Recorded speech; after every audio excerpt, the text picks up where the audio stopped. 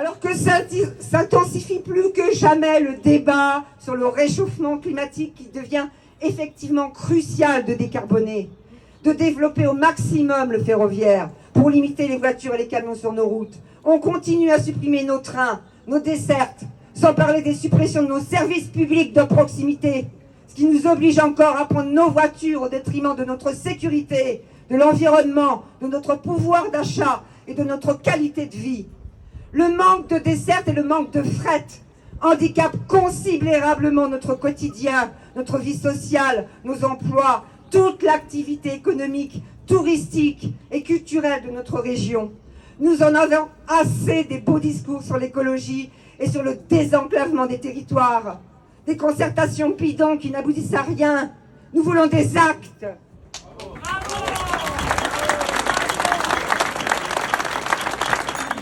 Participer à votre action de défense du service public, parce que c'est ça la question de fond.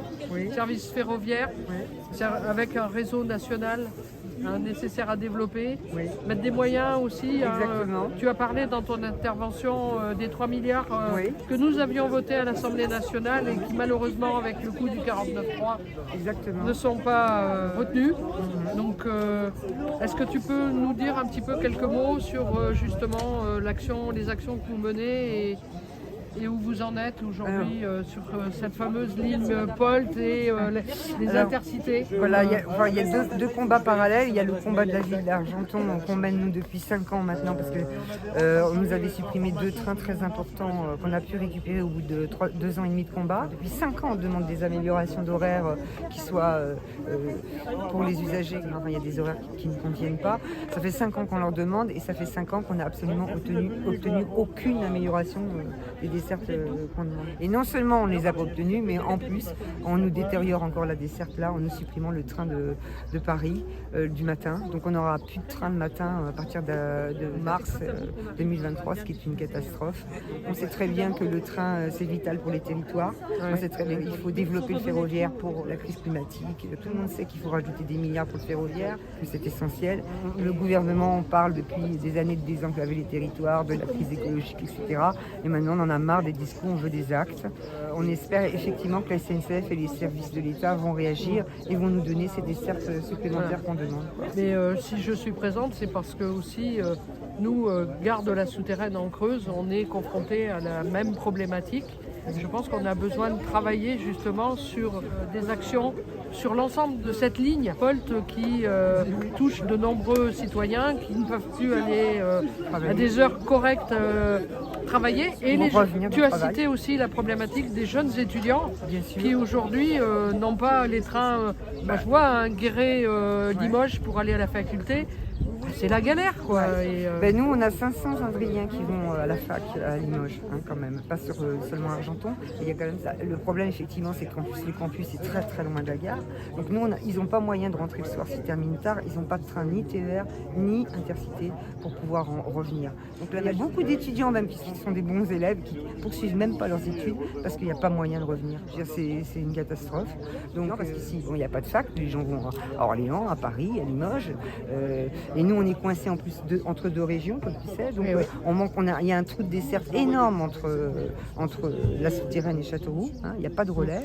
Et en plus, on a malheureusement aujourd'hui la région Nouvelle-Aquitaine qui s'engage dans une ouverture à la concurrence. Exactement. Et qui ne va pas améliorer la situation. Ça, je ne pense pas. Enfin, nous, on défend aussi le service public, bien sûr. Tout à fait. C'est primordial. Surtout qu'on ne sait pas ce que ça va donner avec le cahier des charges. Je ne sais pas ce qui va être mis dans le cahier des charges. Peut-être que tous les trains intercités pour les gares intermédiaires vont sauter. On ne sait pas. Donc c'est maintenant qu'il faut se battre. Absolument. Maintenant, il faut que ça soit inscrit dans le cahier des charges. Parce qu'on demande à ce que si c'est la SNCF ou d'autres entreprises qui prennent en gérance la ligne POLT, eh bien desservent toutes les gares. Il ne s'agit pas qu'on perde nos intercités. Aymeric, peut-être quelques mots en tant que conseiller régional. Au niveau de la région, nous, déjà au niveau du département et même de la région, c'est que là c'est une lutte qu'il y a sur Argenton d'Argenton, mais en fait c'est Nuc qui permet de combattre sur toute la ligne. Et il y a vraiment une volonté du comité, que ce soit Martine, que ce soit Guillaume, que ce soit les autres, de vraiment associer le plus grand nombre, d'essayer de faire qu'il y ait une structuration sur la ligne. Je sais qu'il y a d'autres choses qui vont être faites. Et nous, ce qu'on voit dans la région en ce moment, c'est que le train, on voit que les investissements à la région, déjà, c'est difficile parce qu'avec le Covid, on a eu une dette par rapport au Covid de la perte de la desserte, du nombre de personnes qui prennent le train. Ça fait une dette énorme. Donc on a négocié avec la SNCF, négocié avec l'État pour justement, c'est pour centaines de millions d'euros, hein, donc c'est pas des sommes importantes. Donc quand il y a tout ça, nous on a vraiment besoin que l'État en fait reprenne sa place et se dise c'est stratégique. Et donc, comme il l'a dit, c'est la colonne vertébrale, le train de la transition écologique. Dans ce cas, il faut mettre les moyens, quoi. Et le deuxième élément, c'est que en ce moment, nous, il y a aussi des combats dans la région sur les questions des plateformes logistiques. Donc là, on est en train de structurer et on accompagne, enfin pas la région, mais il y a beaucoup de collectivités, l'État qui finalement accompagne les créations d'autoroutes, les déviations, ce genre de choses. Après, à côté de ça, on fait des plateformes logistiques et on abandonne le fret. Et donc en fait, alors qu'on devrait être sur une question de planification écologique, revêtre le train au niveau central, en réalité, on continue comme avant. Et c'est pas pour rien si le président a fait l'écart Macron. Peut-être Guillaume, un petit mot Oui, je pense que c'est important et forcément je corrobore tout ce qu'a dit Martine, évidemment ce qu'a dit Aymeric. Je peux donner un petit mot aussi en tant que co-animateur du livret ruralité de la France Insoumise et en tant que co-président du réseau des élus et les filles citoyens. Il est important pour toutes nos collectivités rurales, il est important pour tous les habitants des bassins ruraux d'avoir des vrais services publics partout, et le combat pour les transports publics et pour les transports ferroviaires est un des combats les plus importants. Car aujourd'hui, la transition écologique ne se fera pas sans les transports ferroviaires. Si on met tout le monde dans des voitures, nous n'arriverons pas à l'objectif d'atténuer le réchauffement climatique. Donc il est vraiment extrêmement important pour tous de pouvoir utiliser des transports ferroviaires. Martine l'a dit, 40% des étudiants abandonnent les études supérieures à cause des problèmes financiers et à cause des problèmes de distance avec les études supérieures. C'est extrêmement énorme, et c'est en particulier des femmes.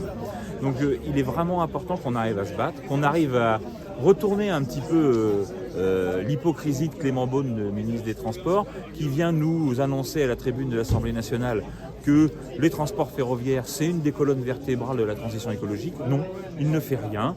Le fret n'est pas vraiment valorisé. Les transports de personnes ne sont pas valorisés. Quand vous, à l'Assemblée, vous votez des amendements pour augmenter les crédits aux ferroviaires, forcément, un petit coup de 49.3, on ripolline ça et on ne les voit pas. Non, maintenant, il faut que le gouvernement, que Elisabeth Borne, que Emmanuel Macron se mettent à regarder en face la situation. Et la vraie bonne solution, c'est d'investir dans les services publics, et en particulier pour les transports, dans le ferroviaire. Et je rajouterais, Guillaume, aussi de donner les moyens aux collectivités territoriales qui sont aujourd'hui quand même gravement attaquées dans ce budget. D'ailleurs, j'en profite pour vous le dire, on va lancer un grand questionnaire national en direction des collectivités sur les conséquences de l'inflation, et de façon à pouvoir mener un peu comme nous avons mené l'action Allo Ségur, on va mener une action Allo collectivité dès la semaine prochaine. Et je pense qu'on a tous intérêt à agir et à porter toutes ces questions de défense des services publics, parce que c'est quelque chose d'indispensable pour notre ruralité justement. Et merci aussi de ta participation. Je sais que tu participes au Parlement de l'Union populaire. Et donc, si tu souhaites nous interpeller et m'interpeller, moi en tant que député, peut-être poser une question par écrit au ministre sur justement l'avenir de cette gare, eh bien je suis disponible pour pouvoir le faire. Avec plaisir. Okay. Merci. Merci Catherine. Merci. Merci beaucoup.